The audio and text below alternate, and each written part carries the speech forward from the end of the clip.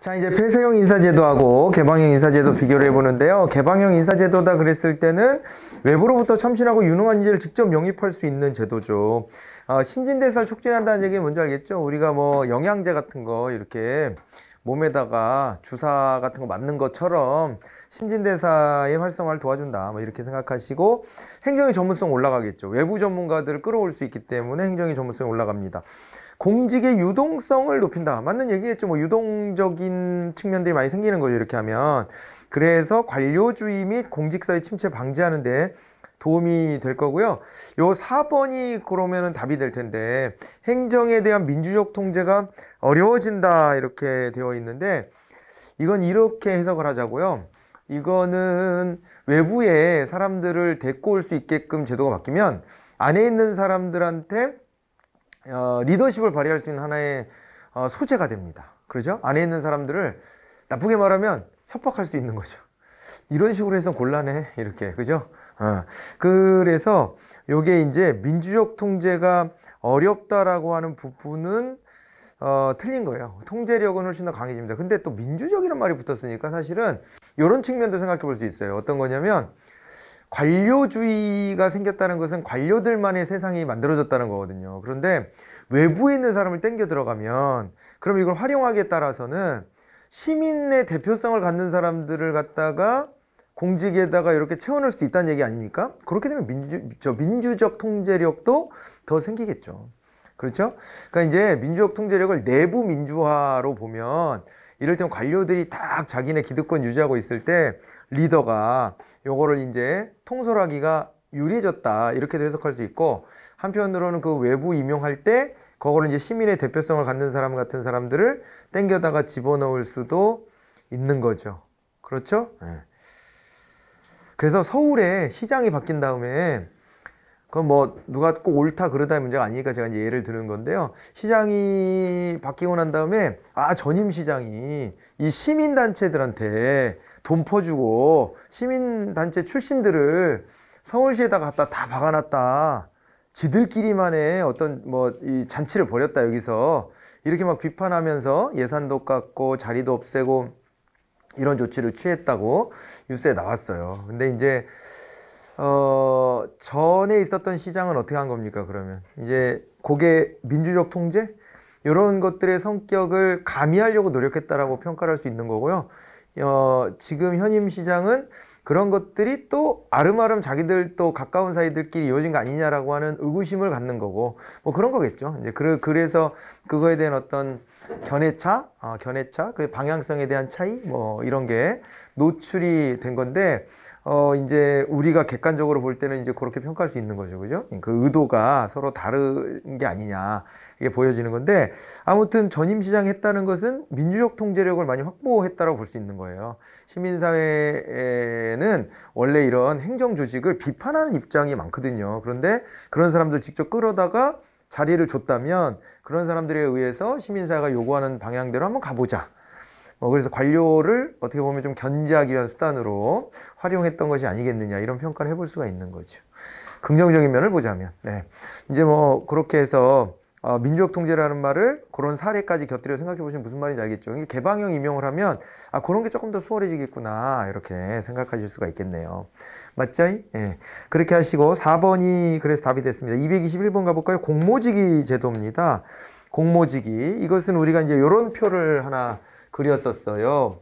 여기에 이제 국가공무원하고 지방공무원을 나눴을 때, 지방공무원을 나눠보고요. 그 다음에 이제 국가공무원이다 그랬을 적에 여기에서도 이제 고위공무원단 소속 공무원과 그 다음에 이제 또 이제 과장급 직위를 받죠. 과장급. 고위공무원단 직위, 여기까지도 이렇게 쓸까요? 네, 여기 직위. 그러니까 요거는 고위공무원단 직위면 실장, 국장급 아닙니까? 실국장급 직위고, 그 밑에 과장급 직위까지 이렇게 놓고, 지방공무원 같은 경우에는 여기에는 광역자치단체가 있고 기초자치단체 소속 공무원이 있잖아요. 그죠? 광역자치단체로 여러분 지방직 붙어도 광역자치단체 갈 수 있습니다. 예를 들면 뭐 고양시 공무원이 됐는데 뭐 내가 경기도 소속 공무원이 되고 싶다 그러면 여기 이제 임용을 해요. 예, 그럴 때 이제 여러분들이 뭐 직접 뽑기도 하지만은 직접 신규 채용하기도 하지만은 그거는 인원이 몇 안 되고 대부분 이제 여기 기초자치단체에서 또 경력을 쌓으면은 여기 이제 임용 공고가 나면 그 자격 요건에 해당되는 사람들이 응시해서 또 시험도 좀 치르고 이렇게 해가지고 또 옮겨갈 수도 있습니다. 네. 그렇게 채워지는데 이 광역자치단체 공무원에 여기서 이제 1에서 5급을 보고요. 1에서 5급. 그리고 기초자치단체는 2에서 5급 이렇게 이제 표현을 합니다. 지방공무원은요, 아예 저 고위공무원단 제도 자체가 없죠. 예, 고위공무원단 제도 자체가 없어서 1급, 2급, 3급 뭐 이런 거 다 이제 가능하고, 그리고 이제 여기 국가공무원도 고위공무원단 제도가 도입됨으로써 해당 직위에는 1에서 3급 저 계급이 없어졌다 이런 얘기를 하지만은 그렇지만은 또 계급이 완전 다 사라진 건 아닙니다. 또 고위공무원단에 해당되는 데들도 있지만 안 되는 데들도 있기 때문에 1에서 3급이 없어진 건 아닌데 보통 이제 이렇게 이제 나눠놓고 요 표는 완성이 이제 될 거예요. 자, 그랬을 때 이제 개방형 직위하고요. 개방형 직위로 보해야 되는 비중. 그리고 공모직위. 나머지는 이제 부처 자율직위 이렇게 보시면 됩니다. 자, 이제 이렇게 나누는데 고위공무원단 직위다 그랬을 때 여기는 개방형 직위로 20%, 공모직위로 30% 이렇게 이제 채워 넣어야 되는 것이죠. 물론 이렇게 하더라도 자기네 조직 출신자들을 주로 많이 채우게 되긴 하는데 적어도 여기 오픈, 외부한테도 오픈해야 되고 여기는 외부까지는 아니지만은 행정조직 안에서 다른 부처청 출신들한테도 오픈, 요 정도의 성격인 거죠. 이게 그렇게 해가지고 보시고 가장급 직위도 여기를 20%, 여기를 20% 이렇게 합니다. 그러니까 한 3급 정도 이상 자리들은 저렇게 해서 오픈한다. 국가공무원에서 이렇게 받으시고 지방공무원에서는 어떻게 되냐면은 요 이제 공모직위는 없습니다. 그죠? 공모직위는 없고 여기가 도합 뭐 10% 범위 둘 다 이제 그렇게 받으시면 되는 거죠. 자, 요 표 외워 두셔야 됩니다. 기억을 딱 해 두셔야 될 수치들이에요. 자, 그렇게 했을 때 여기 이제 공모직위 제도에 대한 얘기인데요. 내부에서만 공모직위를 통해 내부에서 채용할 수 있다 이렇게 되어 있는데 이건 뭐 어떤 의도로 썼는지가 약간 해석이 좀 필요한 부분이 좀 있는데요.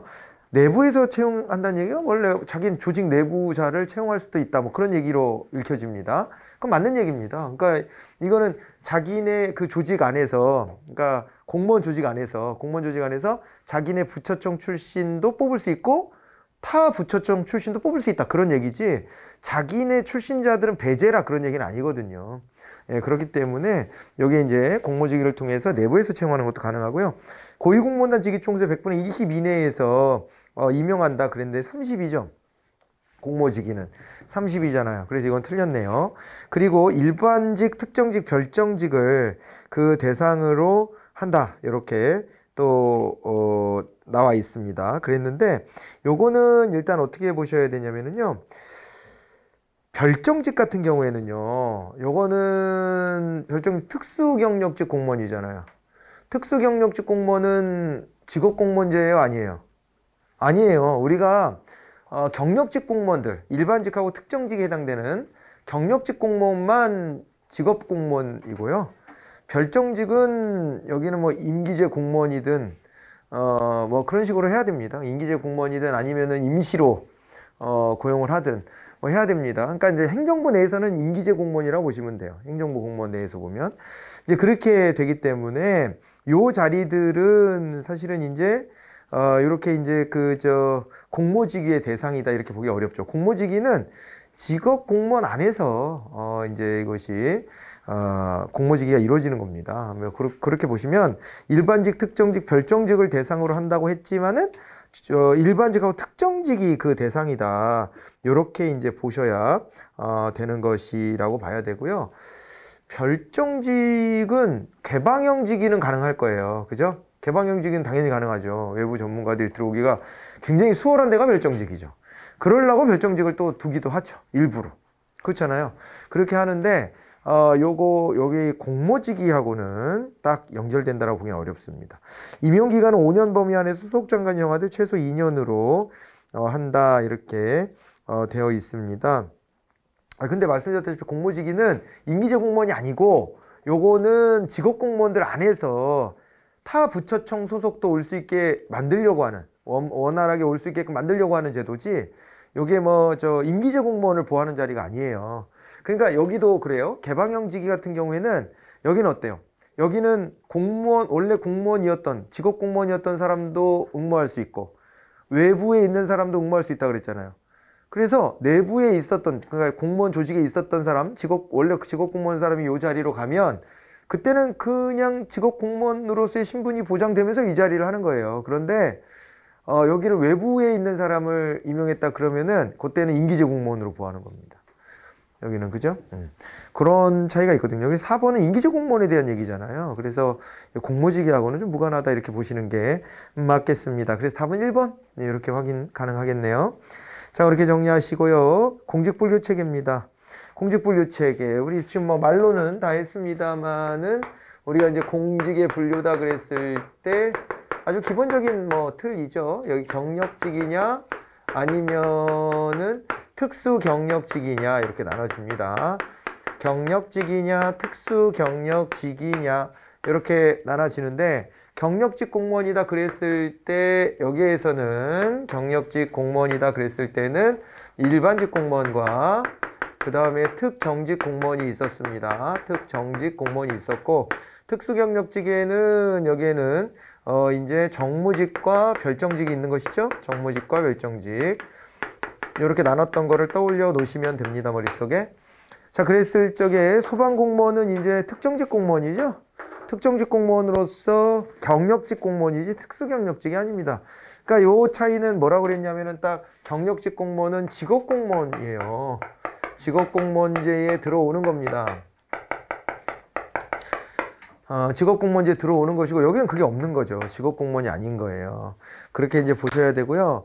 그랬을 때 소방공무원 특정직으로서 경력직 공무원이 들어간다 이렇게 보셔야 되고 국회 수석전문위원은 일반직 공무원에 해당한다 그랬는데 그렇지가 않습니다. 여기는 별정직 공무원이라고 봐야 돼요. 수석전문위원은 별정직 공무원. 이게 뭔지 잘 모르죠. 국회 수석전문위원이 뭐 하는 사람이냐면 수석이라는 말이 붙어서 그렇지 전문위원이라는 게 있다는 거 아니에요. 국회에 가면 전문위원 제도가 있어요. 전문위원. 그러니까 이게 국회의원은요 전문성이 필요하다 그런 얘기는 하잖아요. 가면 갈수록. 왜냐면은 다뤄야 될 업무 영역이 굉장히 요즘 세상에는 복잡한 것들이 많아서 전문성 있는 사람이 가야 된다 이런 거지만 원래 민주주의에서 의원들을 두는 제도는 그 사람이 꼭 전문적이어야만 하는 건 아닙니다. 그러니까 그 대표성을 좀 부여해 줄 만한 사람이면 되는 거예요. 누가 됐건 간에. 그런 겁니다. 그래서 우리나라 같은 경우에도 전문성을 강조하다 보니까 이 법조계 출신들이 많이 가요. 법조계 출신들. 왜냐하면 이게 법을 만드는 일이다 이렇게 하는 거니까. 근데 법조계 출신이 너무 많은 비중을 차지하는 지금 같은 현상은 바람직한 건 아닙니다. 왜냐하면 국민들의 직업은 다양하잖아요. 그 다양한 이해관계를 대변할 수 있어야 되는데 법조인들이 들어가니까는 법조개혁 같은 게 힘들어요. 자기네 기득권 논리가 작동하는 거야, 이 안에서도. 국민들이 바라봤던 어떤 개혁의 그 정도와 국회에서 진행되는 속도에는 분명한 차이가 있습니다. 왜냐하면은 자기들 논리가 딱 성립되기 때문에. 그래서 예를 들면 변호사를 늘린다거나 뭐 이런 것들이 상당히 오랜 시간이 걸렸거든요. 변호사를 좀 늘려야 되겠다. 국민들이 뭐 변호사 사무실 한번 가려면 뭐 상담하는데도 막 3, 40만 원씩 줘야 되고 그잖아요. 그리고 뭐 지금도 그래요. 어떻게 보면 한번 소송 맡기면은 최소 4, 500 이상은 깨져야 됩니다. 근데 그나마 옛날에도 4, 500이었어요. 20년 전, 30년 전에도. 그게 지금도 4, 500인가요? 그럼 사실상 좀 가격이 안 올라갔으니까 물가 상승하고 이런 거 반영해 보면은 좀 떨어진 거죠. 옛날보다 떨어진 겁니다. 근데 그거 왜 그러냐면 2000년 전후에서 그때는 뭐 그죠? 사법시험이 남아있었을 텐데 변호사 임용을 1년에 막 1000명씩 해줬거든요. 그러니까 예전에 있잖아요. 80년대 이럴 때는요. 그때 사법시험 자체를 50명 뽑고 막 100명 안짝으로 뽑고 막 이렇게 뽑았었어요. 그러니까 그게 기득권이 되죠. 엄청난 기득권이야. 그거 한번 되면은 평생 부자로 사는 거예요. 그러니까 공무원 하다가 판검사 할 때는 공무원인데 그만두고 나오면 엄청난 돈방석에 앉는 거지. 워낙 풀이 적으니까. 그랬는데 그걸 이제 늘려서 그나마 접근성이 좀 생긴 겁니다. 이게 그나마. 그런데 이렇게까지 하는데 시간이 많이 걸렸어요. 변호사협회나 이런 데 파워가 세. 국회를 가지고 돌아, 변호사협회가. 왜냐면 자기네 소속된 사람들이 많이 가 있으니까. 요는, 그래서 제가 드리고 싶은 말씀의 요는 전문성도 좋지만 어떤 그것이 법을 만드는 법 전문가들로만 채워져야 되는 건 아니라는 겁니다. 그래서 그냥 아니 농민 대표도 들어가고 말이야. 법은 잘 모르지만은 농민의 현실을 잘 아는 농민 대표도 들어가고 말이야. 아, 또 기름밥 먹는 노동자 대표도 들어가고 이래야 되는 거예요. 그래서 그들의 입장을 그 대응성 있잖아요. 대응성 확보해 주기 위해서 들어가 줘야 되는 건데 그렇게 들어가면 이 사람들이 사실은 자기네 저 직업 분야는 잘 알지만 그걸 어떻게 법으로 만들어야 되는지 이런 건 잘 모르잖아요. 그래서 그런 사람들을 도와줘야 되는 거예요. 그렇게 해야지 스스로 법을 딱 문장을 만들 수 있는 사람이 꼭 국회의원이 돼야 된다. 그건 아닙니다. 그래서 그 옆에서 도와주는 사람, 특히 이제 상임위원회 같은 데 있잖아요. 그러니까 분야별로 나눠 상임위원회에 소속이 되는데 그 상임위원회에 전문위원들 배치해 놓습니다. 전문위원들 배치해 놓고 이런 취지의 법을 만들려고 하는데 어떻게 하지? 그럼 문장 다 만들어주고 그리고 뭐 이렇게 검토해주고 이런 역할을 하는 거예요. 현실적으로 가능한지 불가능한지도 봐주고 그런 건데 거기에 우두머리가 수석 전문위원인 거지. 이해돼요? 네, 그런 역할을 하는 겁니다. 그런데 이 수석 전문위원은 별정직 공무원으로 보하게 되어 있습니다. 이제 그렇게 해가지고 보시고 차관에서 상급 공무원까지는 특정직 공무원에 해당한다라고 했는데 차관은 정무직 공무원 아닙니까? 장차관은 정무직 공무원이고요. 그리고 상급 공무원까지 왜 특정직이지? 뭐 그럴 필요는 없습니다. 특정직에도 있겠지만은 거기에 해당되는 계급을 가진 사람이 있겠지만 요게 이제 일반직 공무원에도 요런 이제 공무원들이 다 있기 때문에 이거는 뭐 말이 안 되는 얘기죠. 그냥 예, 그렇게 되고 장차관은 아예 정무직 공무원이고 그렇게 됩니다. 경력직 공무원은요 실적과 자격에 의해서 임명되고 신분이 보장된다. 이게 맞는 얘기네요. 뭐 어려운 얘기 아니네요. 요거 4번이 그죠? 경력직 공무원은 직업 공무원으로 편입되어 있는 사람이라고 그랬잖아요. 그러니까 맨 처음에 뽑을 때도 실적과 자격에 의해서 임명이 됩니다. 물론 계급제를 실적주의라고 말은 안 하지만 우리가 그러지만은 실적이 없으면 안 뽑힙니다. 시험 보는 거잖아요. 시험 보고 얼마나 어렵습니까? 시험이 사실은 요즘에는 그죠? 내용 범위도 굉장히 크고 넓고 힘듭니다. 공무원 시험이라고 하는 것 자체가. 그래서 실적과 자격이 있어야 되고요. 이렇게 임용이 되고 신분이 이제 보장이 되고 그런 거죠. 4번이 답이 됐습니다. 지방공무원법상 특정직 지방공무원에 해당하지 않는 것이 뭐냐 이렇게 했는데요. 지방의회 전문위원이 또 나왔습니다. 지방의회 전문위원. 와, 이거 디테일 막 살아있네. 또 지방의회도 전문 위원들이 있을 거 아닙니까? 이들 같은 경우에는 이제 특정직 공무원이 아닙니다. 요거는 그냥 일반직 공무원이에요. 지방의회에서 전문위원이다 그러면은요 일반직 공무원으로 보하게 되어 있습니다. 예. 요거는 지금까지 그 지방의회 공무원도 누가 임명해 왔어요? 지방자치단체장이 임명하는 거였어요. 지방의회인데 지방의회 의장이 관할하는 건요 2021년도부터 적용되는 지방자치법에서 준용되기 시작한 거고요. 그 전까지는 지방자치단체장이 지방의회 직원도 임명합니다. 물론 지방의회 의장의 추천을 받아서 임명한다. 뭐 이런 식으로는 돼 있었지만은 그러지만은 지방자치단체장이 임명한다. 이건 어떻게 보면 권력 분립이 좀 벗어난 거죠. 벗어났지만 지금까지 그렇게 해왔다가 2021년부터 법이 바뀌어가지고 이제 지방의회 의장이 관장하게는 되어 있어요. 그럼에도 불구하고 이 자리는 일반직 공무원으로 보여서 신분 안정을 꾀해주는 거예요. 그렇게 봐두시고 교육감 소속의 교육 전문 직원 그랬는데 이건 특정직이 맞습니다. 우리가 교육공무원 쪽이 다 특정직이에요. 그러니까 우리가 교육자치를 하잖아요. 지방자치 차원으로 가보면 교육자치를 하기 때문에 교육청 소속 공무원들은 어떻게 되는 겁니까? 우리 지방직 중에 왜 저기 있잖아요. 교육 직렬이 따로 있잖아요. 그죠? 예, 그래서 이렇게 뽑으면은 여기는 이제 교육청 소속이 되는 것이고 그러면 누구의 지위를 받냐면 교육감의 지위를 받게 되어 있습니다. 별도로. 그 특정직 공무원이 되는 거예요. 일반직이 아니라 특정직 공무원이 되는 것이고 그 다음에 자치경찰 공무원도 특정직 지방 공무원이에요. 경찰이니까, 그죠? 그런데 이건 옛날 얘기가 됐습니다, 이제. 왜 그러냐면 요게 요 문제가 나올 때까지만 하더라도 자치경찰 공무원은 어디에만 있었냐면 제주도에만 있었던 개념이에요.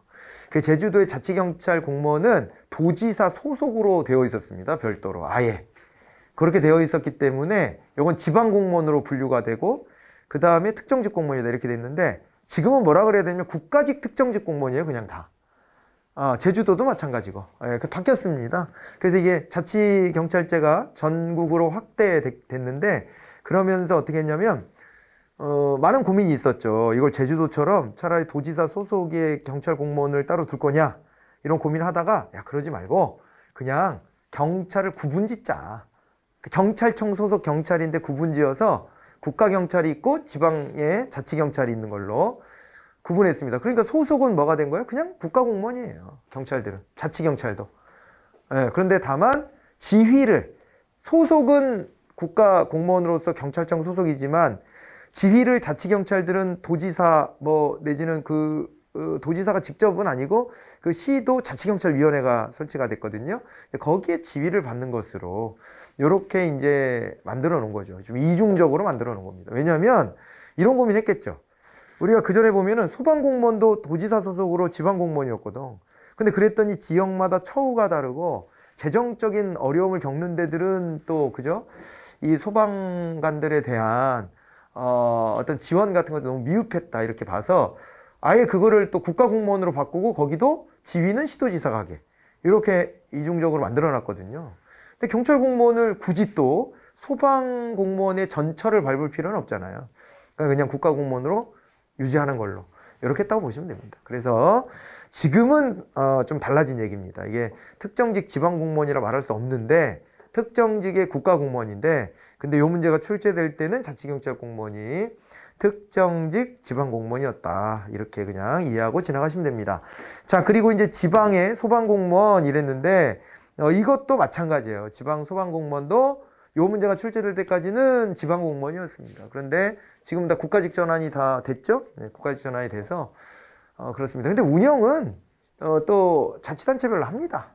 다 그렇게 하는데 소속은 이제 국가공무원으로 다 전환을 해준 거예요. 처우를 통일한 거죠. 어느 지역의 소방공무원이든 그렇게 된 겁니다. 그래서 이 문제 출제될 때 시점에 맞춰서 한번 해석을 해봤고 그 다음에 이제 정무직 공무원과 직업관료 간의 일반적인 성향 차이 그랬습니다.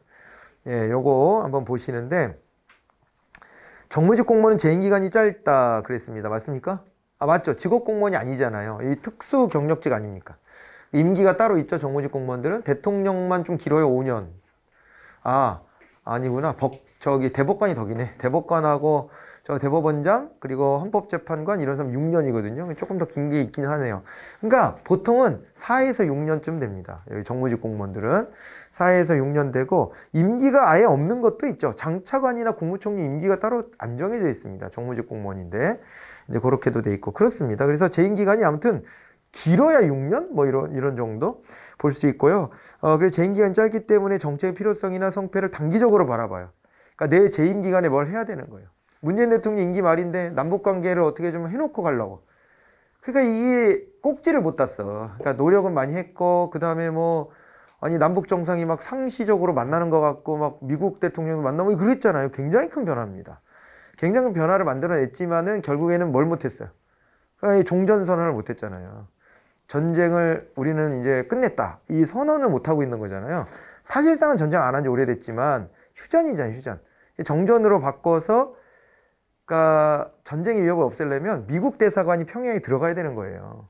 거기까지를 해놓고 가고 싶은데 잘 안 되는 거지. 이게 미국에서 북한에 대한 불신이 크고 우리나라도 크지만 우리나라 국민도 크지만 미국은 특히 남의 일 아니에요. 사실은 걔네 입장에서는 우리가 아프가니스탄 바라보듯이 바라보는 거지 뭐.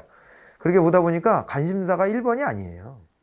그래가지고 이게 자꾸 뒤로 밀리는 것을 남한 정부에서 열심히 해가지고 자꾸 이제 의제를 올려가지고 하자 하고 있는 건데 근데 요게 바로 요거잖아요. 재임 기간이 짧기 때문에 정책의 필요성이나 성패 단기적으로 바라보는 거예요. 그러니까 이만큼 했으면 많이 왔다 이렇게 볼 수도 있지만은 안 된다는 거지. 자기 재임 기간에 꼭지를 따고 가야 된다. 그래야 돼. 난 그러면 정권이 바뀌면 원점으로 갈지도 모른다라는 불안감이 있는 거예요. 또 그잖아요. 또 정권이 바뀌기라도 하면 어떻게 되겠어요? 그러면 남북 관계 또 다시 냉각될 거란 말이에요. 이제 그렇게 될 것에 대한 불안감이 있겠죠. 이 정치는 그렇게 바라보는 거예요. 자기 임기 내에 뭘 해야 된다. 이렇게 보는 거예요. 장관도 마찬가지예요. 장관도 그래서 장관이 정치인 출신이 특히 오면 이 사람들의 관점은 국회의원을 했던 사람이든 누구든 자기가 내걸었던 대표적인 약속만 한두 개 이행하면은 되는 거야. 그래서 장관이 정치인 출신이 오면 편하대잖아요. 관료들이. 왜냐면 나머지 간섭을 안 한대요. 그러니까 그냥 평소에 해왔던 것들은 관료들이 다 알아서 하는 걸로 그냥 내맡겨 놓고 자기가 목표하는 몇 가지 요것만 딱 신경 쓰고 그것만 바꾸려고 한다는 거예요. 그래서 편하다는 거죠. 대신에 약간 혁신의 분위기는 확 있죠. 그죠? 근데 관료 출신이 이렇게 올라가서 장관이 되면 그 사람은 그냥 원래 관료 때 해왔던 대로 하는 거라 큰 변화가 없고 대신에 안정적이고 관료들 입장에서는 좀 짜증나는 면도 있고 왜냐하면 장관이 모르는 게 없으니까 자기네 내부 조직 돌아가는 사정을 그렇다고도 합니다. 그러니까 이게 그런 걸 가지고 이걸 보시면 되는 거예요. 정무직 공무원하고 그 다음에 이 직업관료의 관점의 차이가 이렇게 있는 거예요. 그죠? 예, 그런 게 1번에서 딱 나타나 있습니다. 정무직 공무원은 행정수반의 정책 비전에 따른 변화를 추구합니다. 직업관료는 제도적 건전성을 통한 중립적 공공봉사 이런 것들을 중시한다. 중립적이라는 얘기는 정치적으로 여야 뭐 어느 쪽에 쏠리는 것이 아니다. 뭐 이렇게 보는 거죠. 그죠? 그렇게 됩니다. 그러니까는 문재인 대통령이 임명했던 정무직 공무원 중에서 막 야당 쪽으로 가가지고 대선 출마하겠다는 사람이 막 2명, 막 3명 막 이러잖아요. 그러니까 그건 뭐 불가능한 얘기는 아닙니다. 사실은. 왜냐면 그 사람은 원래 관료 출신이니까 정권이 바뀌더라도 자기는 관료로서 자기한테 맡겨진 임무를 다 한 것 뿐이고 막상 자기가 정치인으로 변신할 때는 자기의 정치적 성향은 이쪽은 아니었어요. 이럴 수도 있는 거지. 그거야. 그걸 꼭 뭐 배신이네 뭐네 꼭 그렇게까지 하는 것은 약간 좀 뭐 지나친 감도 없지는 않은데 의리의 측면에서 보면 그럴 수는 있죠. 야, 그래도 너를 그렇게까지 임명해줬는데 너 그럴 수 있냐? 이럴 수는 있겠지만 가능한 얘기입니다. 왜냐면 관료는 위에 정무직 출신들하고는 좀 다른 이런 게 있죠. 그러니까 중립적 입장, 이 상황에서 움직여 왔기 때문에 자기의 성향은 좀 감춰져 있는 경향이 많죠. 원래가. 이제 그런 얘기라고 보시고. 그 다음에 정무직 공무원은 직업적 전문성에 따라 정책 문제를 본다. 요거 틀렸겠네요. 그죠? 그리고 직업 관료는 정치적 이념에 따라 정책 문제를 정한다. 3번 뭐 쉽게 답을 찾으실 수 있었을 겁니다. 그죠? 이념지향적인 건 정치인들이죠. 정당 자체가 이념지향으로 보이기 때문에 그렇습니다. 최근에 아주 소수 정당 출신의 한 젊은 여성 정치인이 보수 야당으로 들어가는 바람에 얘기가 많아요. 말이 많은데 그게 왜 그러냐면은 정치에 관심 있는 사람들은 눈여겨봤던 젊은 참신한 정치인이었는데 너무 끝에서 끝으로 이렇게 넘어간 느낌? 뭐 그런 거거든요. 완전히 그러니까 사람들이 거기에 대한 실망감을 토로하는 사람이 많은 거죠. 그러니까 결국에 한 자리를 얻고 싶은 거였냐? 이렇게 이제 바라볼 수밖에 없죠. 그 진정성이 자기가 그게 아니었다면 그 사람은 그걸 입증하는 데 시간 많이 소요가 될 거예요. 그렇죠? 근데 보통 사람들이 바라봤을 때는 왜냐하면 정당인은 정당 이념 지향적으로 모였다고 보기 때문에 이 정당을 옮기는 걸 굉장히 싫어하는 거예요. 대중들이 볼 때는. 철새라고 부르잖아요. 정당 옮기면. 근데 이념적 지향이 완전 스펙트럼이 저쪽 끝에서 이쪽 끝으로 온다 그러면은 설명이 잘 안 되죠. 설명이 잘 안 되고 굉장한 도박이에요. 개인으로 봤을 때는. 정책 생명이 끊어질 가능성도 있습니다. 그렇게 되는 게 이게 왜 그러냐면 정치는 뭐예요? 정책 이념에 따라 움직이는 사람들이라고 하는 인식을 대중도 가지고 있는 거거든요. 근데 그게 변하는 사람이면 아, 저 사람은 진짜 뭐 이념을 위해서 노력하는 사람이 아니라 자기 개인의 입신영달을 위해서 노력하는 사람이라는 오해를 살 가능성이 적어도 오해인지 아닌지 모르겠지만 아무튼 그런 오해 그 이상이 될 가능성이 있죠. 그러니까 대중들의 평가는 박해질 수밖에 없는 거예요. 이런 기대를 하는 겁니다. 그죠? 정무적 자리에 있는 사람들한테는. 맞습니까? 네. 그렇게 봐두시고, 정책 대안을 평가할 때 정무직 공무원은 조직 내부의 이익보다는 정치적 반응, 그러니까 대중의 반응, 이런 것에 신경을 많이 쓰는 것 아니겠습니까? 그죠? 직업관료는 본인이 소속된 기관의 이익을 중시하는 경향이 있다. 이렇게 되는 거예요. 내부성. 이건 꼭 바람직한 건 아니지만은 아무튼 이제 내부 조직 자기네들끼리의 어떤 이해관계에 좀 더 치중한다, 관료들은. 근데 정치는 대중이 좋아하는 일을 한다. 그래서 이제 그 경계가 우리가 좀 조심스러운 거죠. 이게 포퓰리즘이냐 바람직한 방향이냐. 근데 그게 정치는 반드시 대중의 여론의 호의를 얻어내야 되는 거거든요. 그래야지 표가 나오잖아요. 근데 그게 어느 정도를 넘어가면 포퓰리즘이라 하는 거예요. 주관적이죠. 좀 주관적이어서 그 선을 또 잘 타는 게 매우 또 중요하다. 포퓰리즘은 무조건 표만 쫓는 걸 말해요. 그러니까 옳고 그름을 떠나서 표가 나오는 일이라면 무조건 한다. 이게 포퓰리즘이고, 이제 기본적으로 근데 정치는 포퓰리스트일 수밖에 없어요. 표를 얻어야 당선이 되는 건데요. 그래서 이제 그 경계를 잘 타야 되는 게 정치인이다. 그렇게 보시면 4번도 이해가 잘 될 겁니다. 그렇게 해가지고 답은 3번이었네요. 자, 그리고 이제 225번입니다. 자치경찰 공무원은 경력직 공무원 중 특정직 공무원이다. 이렇게 되어 있는데요. 요거는 뭐 맞는 얘기가 되겠죠. 맞는 얘기가 되고, 이렇게만 나오면 뭐 꼭 틀렸다라고 할 수는 없어요. 왜냐면 국가직 특정직이니까. 경찰 공무원들이다. 자, 그리고 요거는 뭐 시간이 지나도 맞는 얘기일 수 있고, 제도가 바뀌었어도. 그리고 이제 행정각부의 차관은 특수경력직 공무원 중 별정직 공무원이다라고 했는데요. 정무직이잖아요. 그러니까 아주 주요한 의사결정을 하는 자리 이렇게 표현되어 있는데 그걸 우리가 이제 장차관이라고 해석해 주시면 되는 겁니다. 자, 그러고 그 다음에 국가공무원, 지방공무원은 모두 고위공무원단이 운영되고 있다. 틀린 얘기죠. 지방공무원은 고위공무원단이 운영될 만큼의 고위공무원이 없어요. 아까 왜 이거 쓸 때 기초자치단체는 2에서 5급을 했냐. 1급이 없어요. 없어서 그래요. 그냥 1급이 설치가 안 돼. 급수가 낮아요. 그래서 제가 이제 과장급은 뭐 이제 보통은 3급이다 이런 얘기를 하고 지나갔더니 어떤 학생이 질문한 적이 있습니다. 아니, 자기가 공익을 여기 지자체 같은 데 했는데 과장이 한 낮았다는 거지. 뭐 과장이 한 5급 뭐 이렇게 됐었는데 왜 3급이라 그러냐. 봤다. 그렇게 해서 질문하더라고요. 이제 그거 구분은 이제 공부를 시작하는 단계였으니까 이제 그 국가공무원으로 저는 기준으로 해서 말씀드린 거고, 지방공무원 기준으로 보면 그렇게 낮아집니다. 지방공무원.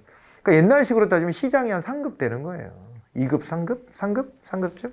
시장이 2급, 3급. 이런 큰 대도시면 한 2급 뭐 가능할 수 있죠. 그런데 보통 한 3급? 이렇게 되니까 부자치단체장이 옛날식으로 보면 4급? 뭐 이런 식으로 되는 겁니다. 부시장 이런 사람들이. 그러니까 이런 큰 도시는 또 한 3급 이렇게 되겠죠. 3급, 4급 이렇게 되니까 그 밑에 국장들 그럼 보통 한 4급 이렇게 돼요. 과장 그럼 5급 뭐 이렇게 되는 거예요. 그렇게 되니까 그런 걸로 보면은 더 낮죠. 계급이 급수가 그렇게 되는 거예요. 사실은 지방자치단체 어떻게 되는 거예요?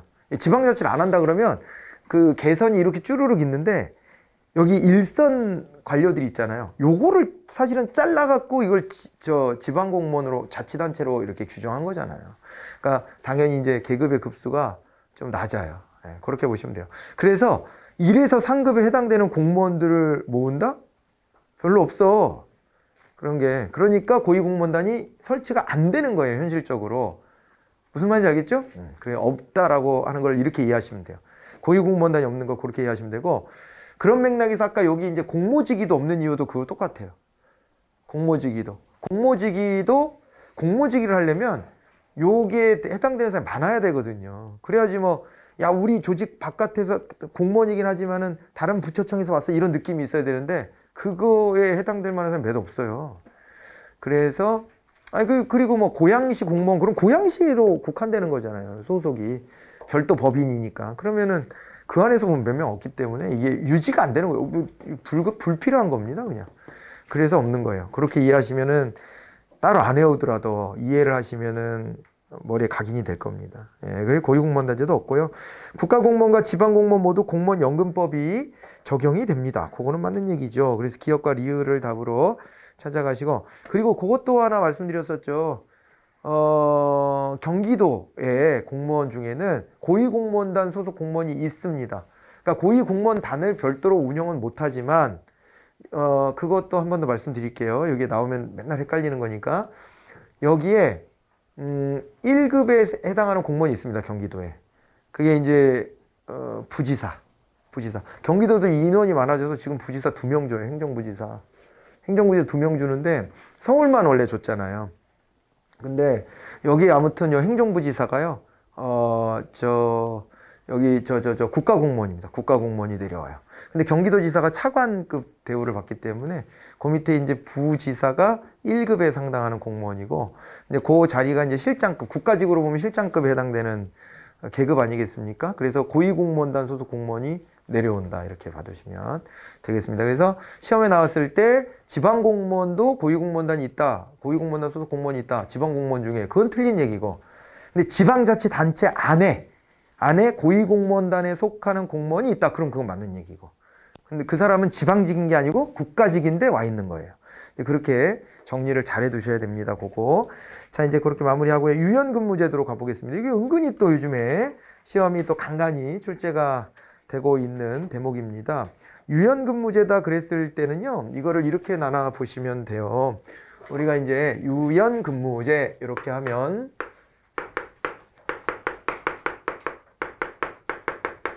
그러면 여기요, 임기제 공무원이 있고요. 임기제 공무원, 시간선택제. 시간선택제 공무원 참. 임기제를 말하는 게 아니고. 시간선택제 공무원이 있고요. 시간선택제가 있고, 그 다음에 또 뭐가 있냐면 탄력근무제가 있습니다. 탄력근무제가 있고요. 그 다음에 또 있잖아요. 요게 이제 그 재택근무 같은 거 있잖아요. 그죠? 재택근무. 그러니까 이제 공간적인 차원에서 재택근무라든가 아니면은 또 뭐냐면은요. 그거 있죠. 그 스마트 워크형 근무 같은 것들이 있습니다. 그래서 요거를 묶어서 원격 근무제, 이렇게 얘기를 합니다. 원격으로 근무한다. 그러니까 이거는 당연히 뭐가 전제돼야 되냐면 이제 통신망 같은 것들이 좀 전제가 돼야 원격 근무가 좀 원활한 거죠. 그죠? 이렇게 해가지고 시간선택제 공무원, 탄력근무제 공무원, 탄력근무제도, 그리고 원격근무제도, 이렇게 보시면 됩니다. 시간선택제 공무원은요, 시간을 줄여서 하는 겁니다. 우리가 법정 근로시간이 주당 40시간입니다. 40시간. 주당 40시간인데, 요거를 이제 15시간 이상 35시간 이내 범위, 이렇게 하면은 시간선택제 공무원, 이렇게 하는데, 통상은 절반 하죠, 절반. 통상. 20시간. 이렇게 하는 겁니다. 오전 근무만 한다, 오후 근무만 한다, 이런 식으로 해서 시간을 절반만 일하는 공무원. 통상은 이런데 법적으로는 15시간 이상 35시간 이하, 이렇게 됩니다. 그래서 요게요, 시험에 여기 아마 있을 겁니다. 여기 보면은 막 45시간도 할 수 있다, 이런 식으로 나오면 그건 틀린 겁니다. 그거는 근로기준법 위반이에요. 근로기준법 위반. 그래서 40시간 넘어갈 수는 없고, 시간 선택제다 그러면 이제 35시간까지 잘라서 가는 거예요. 알겠죠? 네, 그게 되고요. 탄력근무제는요, 주 40시간을 일하더라도 일하는 것을 하루에 8시간씩 꼭 꼬박꼬박 이렇게 월요일부터 금요일까지 이렇게 안 하고 몰아서 하기, 뭐 이런 걸 하는 겁니다. 아니면 출퇴근 시간을 뭐 바꿔서 하기, 뭐 시차 출퇴근제 이런 게 있거든요. 그런 게 나오면 이게 탄력근무제예요. 그래가지고 제 스타일에 맞는 것은 이제 저기더라고요. 차라리 하루에 일을 좀 길게 해가지고, 길게 해서 한 3일 이렇게 해가지고 3일 반, 4일 여기까지 가능하거든요. 한 4일 일하고 일주일에 3일 쉬는 거지. 3일 쉬고. 이런 제도도 있습니다. 그런데 다만 현실에서는 하기가 쉽지가 않지. 그러니까 제도는 도입해서 계속 권장을 하고 있는데 쉽지는 않아요.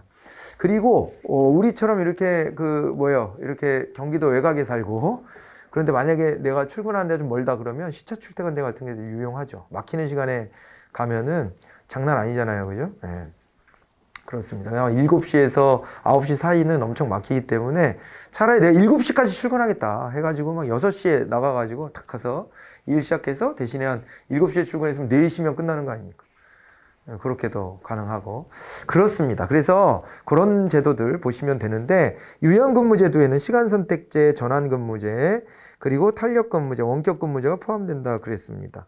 뭐 그런 얘기가 다 맞는 얘기 아니겠습니까? 근데 시간선택제 전환근무제는 무슨 얘기냐면요, 시간선택제가요, 보세요. 시간선택제 채용 공무원이 있고요, 시간선택제 전환공무원이 있어요. 그러니까 애시당초부터 시간선택제로 채용된 사람도 있습니다. 그 임용 제도가 지금은 되게 이제 쪼그라들었는데, 제도가 이제 유명무실해졌는데, 박근혜 정부 때 이거를 적극 이제 도입하고 추진해가지고요. 그때 이제 일가정 양립 이런 거를 추구했었잖아요. 그래서 이제 아이 육아 문제가 이제 마음에 걸리는 이제 엄마들 입장에서 4시간 정도 공무원으로 일하는 괜찮잖아요. 그래서 이 제도를 막 권장했었습니다. 권장했었는데 그게 이제 현장에서는 되게 이제 좀 이게 그런 거지. 일 시키기가. 일 좀 하려고 그러면은 퇴근 시간 돼가지고 가버리고. 이렇게 하니까 같이 호흡을 맞추기가 쉽지가 않은 거예요. 그러다 보니까 다른 직원들이 불만이 생기겠죠. 저 사람한테 일 맡겨놓은 거 결국엔 나한테 다 돌아오지 않냐. 이런 식으로 불만이 생기다 보니까 이게 좀 축소가 된 건데, 근데 이제 시간 선택제 자체가 좀 그런 거죠. 그런데 아무튼 채용 공무원 자체 규모가 그래서 지금은 유명무실하게 이렇게 축소가 되고 그러긴 합니다만은 원래 그 채용 공무원이 있고 전환 공무원. 전환 공무원은 뭐예요? 이제 원래는 내가 그냥 정규 공무원이었는데 근데 시간 선택제를 바꿨다. 이렇게 되면 전환 공무원입니다. 그렇죠? 그리고 시간 선택제인데 시간 선택제로 임기제로 들어온 사람도 있어요. 임기제 공무원. 예, 임기제. 임기제인데 시간 선택제로 들어온 거지. 그런 것도 가능합니다. 그런 다양한 방식이 있는데요. 육아 문제 때문이라면 차라리 지금 어떻게 방향이 바뀌고 있냐면요. 2시간 일찍 퇴근, 이거 한번 말씀드렸었죠? 2시간 일찍 퇴근이 가능합니다. 그리고 4시면 퇴근할 수 있어요. 그러면 육아 문제 해결이 엔간히 됩니다. 아니면은 아예 아이를 너무 어려서 그냥 내가 직접, 올데이 이거를 케어해야 된다. 그러면은 육아휴직을 길게 주고, 그리고 그게 보장이 되고, 공무원이야 뭐 돌아왔을 때 내 자리가 없어질까 그 불안함은 없잖아요. 어떻게든 자리를 만들어 줄 테니까. 그렇지. 그 다음에 애 어린이집에다 맡겨놓고 일찍 퇴근해서 찾아갈 수 있지. 뭐 이런 거 하니까 뭐 굳이 시간 선택제를 할 필요, 일 가정 양립이 목표라면 그건 뭐 굳이 시간 선택제 할 필요는 없게끔 제도를 바꾸고 있죠. 예. 그리고 가면 갈수록 이제 어떤 게 있냐면은 예전하고 달라지는 게 남자를 집으로 보내주려고 하는 노력. 그러니까 육아휴직도 남자도 가능하고 그 다음에 일찍 퇴근하는 건 남자도 가능하고 이렇게 해주는 거예요. 그래서 이게 일과 가정의 양립이 가능한 제도로 바뀝니다. 모범적인 고용주로서 이거는 국가에서 먼저 하는 거예요. 공무원들을 대상으로. 먼저 실시하기 때문에 그런 점이 굉장히 유리한 거죠. 공무원들은. 자, 이제 그렇게 봐두시고요. 그래서 이제 시간 선택제 관련해서 그 정도 말씀드려 보고요. 원격 근무제 재택근무형하고 스마트워크형 근무형이 있습니다. 스마트워크형은 스마트워크 센터로 가서 일을 하는 겁니다. 내 사무실은 아니지만 출장 갔을 때 거기서 하는 거라서 이게 꽤 있습니다. 여러 군데에 있는데 대표적인 데가 이제 서울 그 세종청사 앞에 세종로 광화문이 있는데 거기에도 있고 그 다음에 저 정부청사가 주로 이제 가 있는 데가 세종시니까 거기에 보면은 오송역 있거든요. 오송역. 세종시에서 좀 떨어져 있어요. 그러니까 그게 싸우다가 KTX 노선을 정하는데 세종시를 감안해서 골로 지나가게 하려고 했더니 청주, 옆에 있는 청주시가 뭐냐. 우리 인구가 몇인데. 그래가지고 막 싸우다가 청주하고 세종의 중간에다 이렇게 역을 만들었어요. 그래가지고 양쪽 다 불편합니다. 지금. 양쪽 다. 근접성이 좀 떨어지는데 아무튼 그 중간에 있어가지고 세종시로 이제 왔다 갔다 출장 서울 올 때 그 오송역으로 오는데 그 오송역에도 스마트워크 센터가 있습니다. 그건 제 눈으로 봤어요. 가서. 그 2층인가 가면 스마트워크 센터라고 딱 써 있습니다. 그래서 이렇게 해가지고 여기에 이제 스마트워크 센터에 가서 일하는 거라고 보시면 되고 심각한 보안 위험이 예상된 업무는 원격 근무에 제한이 됩니다. 그래서 스마트워크가 좀 어려운 이유가 그런 데 있고 그리고 이제 재택근무자의 재택근무일에도 시간의 근무수당, 실적분과 정액분을 모두 지급해야 되는 이게 틀린 건데 재택근무를 할 때 요게요. 시간의 근무수당이 뭐 정액분 같으면은 가능할 수도 있겠죠. 근데 이제 실적에 대한 평가를 어떻게 해야 되는가에 대한 문제가 좀 남습니다. 그죠? 실적분. 아니, 초과 근무를 했는데 실적을 얼마나 올렸나 이 평가가 바로바로 이루어질 수가 없잖아요. 그래서 정액분은 가능할 수도 있는데 실적분은 좀 어렵다 이런 거고요. 집에서 공부해 보신 적 있어요? 집에서? 잘 됩니까? 집에서 되면 여기 안 와 있겠지, 지금. 집에서 안 되지 않아요? 안 돼요. 시도를 여러 번 해봐요, 다들. 저도 많이 해봤는데 안 돼. 그러니까 뭐 독서실 같은 데라도 가면 거기서는 피곤해 잠깐 자야지 그러면 10분 만에 눈이 떠지는데 집에서 피곤해 누우면 4시간? 통상 그렇게 되더라고요. 이상하게 사람이 잘 안 됩니다. 그리고 유혹의 요소가 많아요. 너무. 잘 안 되죠. 재택근무는요. 성공적입니까? 별로 안 성공적인 것 같아요. 그리고 뭐 얘기할 때도 그렇잖아요. 뭐 문자로 이렇게 막 주고받으면 시간 많이 걸리지 않아요? 신경 여기다 쓰고 잠깐 만나서 한 1분, 2분 말하면 될 거를. 그잖아요. 그래서 요게 재택근무에 대한 회의론도 많아요. 많은데 그런데 이제 왔다 갔다 출퇴근 시간이 이런 걸 감안해 보거나 하면은 되게 비능률적이니까 자꾸만 이제 요 재택근무 같은 것들을 실현시키려고 하고 예전보다는 또 그래도 현장감이 느껴질 수 있을 만한 인터페이스들이 좀 많이 개발이 되는 것 같긴 하고 최종적으로 뭐 메타버스 같은 개념으로 가게 될지는 모르겠는데 어찌됐거나 그런 이제 추진의 방향은 있는 거죠. 방향은 있다. 그렇게 받으시면 되겠습니다. 그런데 이게 아무튼 실적이라고 하는 것을 재택근무를 하면서 실적을 평가한다 이거 자체가 많이 어려워서 정액분 정도는 상상이 가능하니까 그 정도까지만 이렇게 이해를 하시고 지나가시면 될 거예요. 그렇게 하시고요. 4번이 답이었고 227번으로 갑니다. 공무원의 근무 방식과 형태인데 유형근 문제 또 나왔습니다. 공무원의 근무 방식과 형태를 개인 업무, 기관 특성에 따라 선택할 수 있는 제도고 시간 선택, 그 안에서 시간 선택제도 있고 탄력 근무도 있고 원격 근무도 있다 그런 거 아니겠습니까? 그 시간 선택제 근무는 통상적인 전일제 근무보다 길거나 짧은 이게 틀렸다는 거예요. 아까 말씀드렸던 길면 안 됩니다. 길면 근로기준법 위반이 돼서 안 되는 일이에요. 2번이 답이 됐고요. 탄력 근무는 전일제 근무 시간 40시간을 지킨다. 주당 근로 시간을. 그런데 근무 시간을 바꾸거나 근무 일수를 잘 조정할 수 있는 제도로 이해하시면 됩니다. 원격 근무제는 직장 이외 장소에서 정보통신망을 이용해서 근무한다. 228번입니다. 자, 요거 이제 시간 선택제 공무원인데요. 일반 공무원처럼 시험을 통해 채용되고 정년이 보장된다 그러면 시간 선택제 채용 공무원으로 보시면 되겠죠. 그래서 답이 3번이 됐고요. 거기에 한시 임기제 공무원이라고 나와 있는 게 있잖아요. 이건 어떤 거냐면 한시 임기제 공무원, 임기제 공무원으로 뽑았는데 근데 이게 임기가 원래 임기제 공무원 2년에서 5년 뭐 이러잖아요. 근데 이거는 한 1년 6개월 정도 이렇게 하는 거예요. 한시라는 말이 붙었잖아요. 한시 임기제 공무원은 원래 임기제 공무원의 최소 임용기간 2년 이상 이렇게 돼 있지만 이건 더 짧다. 1년 6개월 정도 범위 내에서 한다. 이거는 어떻게 하는 거냐면 장기 휴직하는 사람들 이런 사람들 있잖아요. 출산휴가 맞고 누가 갔다. 그럼 그 빈자리 채워야 되니까 그런 자리 채워주는 거 아니면 병가를 냈다 뭐 이런 거 그럴 때 채워주는 자리가 한시 임기제 공무원이다 이렇게 받으시면 됩니다. 그래서 1년 6개월 이내 기간 그러니까 원래 임기제는 2년 이상이지만 그거보다 짧게 1년 6개월 이내 이런 식으로 하는 거예요. 한시 임기제 공무원 그렇게 해서 비교해 두시기 바랍니다. 용어들이 좀 많이 튀어나와서 그것 때문에 그렇지 뭐 제도 자체는 크게 어려운 내용은 없습니다. 자, 그리고 이제 채용으로 넘어가야 되는데 요거는 쉬었다가 보면 되겠네요. 그죠? 쉬었다가 채용으로 바로 들어가겠습니다.